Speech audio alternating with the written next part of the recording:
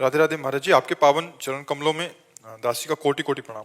महाराज जी, आत्मज्ञान की प्राप्ति कैसे होगी, क्योंकि मन अभी भी काम, क्रोध, ईर्ष्या, द्वेष रूपी विकारों में फंस जाता है। ये विकार बहुत हावी हो जाते हैं। देखो, साधक हो इसलिए हम तुम्हें बता रहे, इसे पकड़ना। जब हम भजन करते हैं तो बगल में एक रील चलती रहती है मन की, या तो भूत का चिंतन होगा, या भविष्य की कल्पना होगी, या वर्तमान का व्यर्थ चिंतन होगा। एक रील अपने आप चलती है, वो मन की है। जब तक वो निर्मल नहीं होगा तब तक वो फेंकता रहेगा जो उसमें भरा हुआ है। जब हम गुरु मंत्र जपते हैं या भगवत ध्यान करते हैं या ब्रह्म विचार करते हैं तो साइड में वो अपने विचार फेंकता रहता है मन। अब हमें उन विचारों पर ध्यान न देकर न राग करना है न द्वेष, और निरंतर गुरु प्रदत्त मंत्र और नाम का जप करें तो धीरे धीरे जो मन की वृत्तियां हैं, काम आदि क्रोध आदि की, ये शांत हो जाएंगी।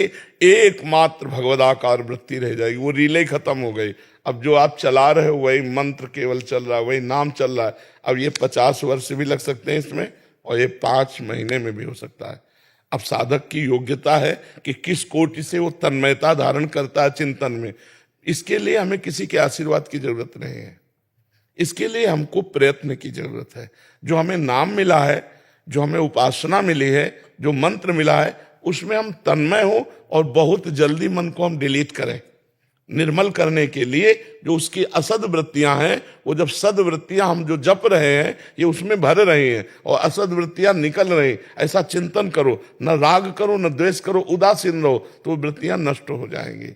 और जहां वृत्तियां सब नष्ट हुई असद, भगवदा का फिर कहने की जरूरत थोड़ी पड़ेगी। फिर तो ऐसा अमृतमय आनंद है कि ब्रह्मादिक के भोग सब विष सम लागत ताहि, नारायण ब्रज चंद्र की लगन लगी है जाए।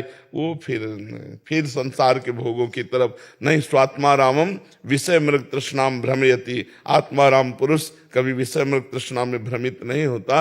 तो अभी क्या है, हमारा देह भाव नष्ट नहीं हुआ। जैसे कितना भी साधन करो आपको यही रहेगा, मैं स्त्री हूं। जब तक ये स्त्री भाव है तो इसी अहम में काम क्रोध आदि का आक्रमण रहता है। रहते नहीं है। आगमा पाइनो अनित्यास तास तितिक्षस्व भारत, भगवान कह रहे मात्रा स्पर्शास्तु कौन्ते शीतोष्ण सुख दुखदा आगमा पाइनो अनित्यास। ये आने जाने वाले नाशवान है। काम स्थायी वृत्ति नहीं है। देखना थोड़ी देर रहेगा फिर चला। अगर आप चिंतन के द्वारा उसको बराबर संयोग देते रहे तो भी स्थायी हो सकता है, लंबे समय के लिए हो सकता है। इसमें सावधानी यह है कि कुसंग न होने पावे और कोई भी ऐसी गंदी बातें चिंतन में ना लावें। स्वाभाविक जो चिंतन हो रहा है उसमें हमें कोई परेशानी नहीं होनी चाहिए। हमें नाम जप या मंत्र जप के द्वारा उसको नष्ट कर देना चाहिए। और जहाँ हृदय निर्मल हुआ फिर आगे का तो मार्ग अपने आप भगवान हृदय में ही प्रकाशित हो जाते हैं। लेकिन बहुत लंबी लड़ाई है, ये कोई साल 6 महीना की नहीं है। इसीलिए जगत संतों को नमस्कार करता है, क्योंकि पूरे जीवन युद्ध ही युद्ध है। पूरे जीवन साधना ही साधना है। अगर 10 मिनट मनोरंजन कर लिए तो 50 वर्ष की साधना को मिट्टी में मिला सकता है 10 मिनट का मनोरंजन। इसलिए पूरे जीवन कांपता हुआ, भयभीत होता हुआ भगवान की शरण की तरफ भागता रहे। जब अंतिम श्वास है तब हम निहाल हो गए, या फिर जीवन मुक्त हो जाए, ब्रह्मबोध हो जाए तो फिर कोई बात नहीं। इसलिए साधना में तत्पर रहो, डरो मत। ये काम क्रोध आदि की वृत्तियां तुम्हारे ही नहीं सबके हृदय में उत्पन्न होती हैं। इनको साधना के द्वारा क्षीण किया जाता है। पूर्णतया नष्ट नहीं होती। पूर्णतया तो ब्रह्मबोध होने पर या भगवत साक्षात्कार होने पर, पूर्णतया न समझ ले कोई, ये क्षीण होती है। स्फुरित हुई चली गई। चिंगारी है पर उसको ज्वाला बनने में देर नहीं लगेगी। अगर उसको मसाला मिल गया, संयोग मिल गया तो ज्वाला बन जाएगी। इसलिए साधक को चाहिए जीवन भर जब तक शरीर में प्राण है हम शास्त्र विरुद्ध आचरणों का संयोग न होने दें। शास्त्र विरुद्ध ना आचरण करें, नहीं तो फिर नष्ट हो जाए। कोई कितना भी बड़ा विवेकवान हो, यदि कुसंग करेगा, शास्त्र आज्ञा का उल्लंघन करेगा, मानो जैसे स्त्री पुरुष का एकांत में मिलना निषेध है साधना में, कि आपका पुरुष शरीर तो कभी भी चाहे जितना पवित्र संबंध हो किसी स्त्री से एकांत में न मिले। अगर मिलेंगे तो चाहे जितने बड़े ज्ञानी आप हो, आपको भ्रष्ट होना पड़ेगा। अगर ब्रह्म बोध हो गया है, सर्वम खलमिदम ब्रह्म, तो अब नानात्व ही नहीं है तो काम कहां से उत्पन्न होगा। जो काम का मूल देहाभिमान वही नष्ट हो गया है।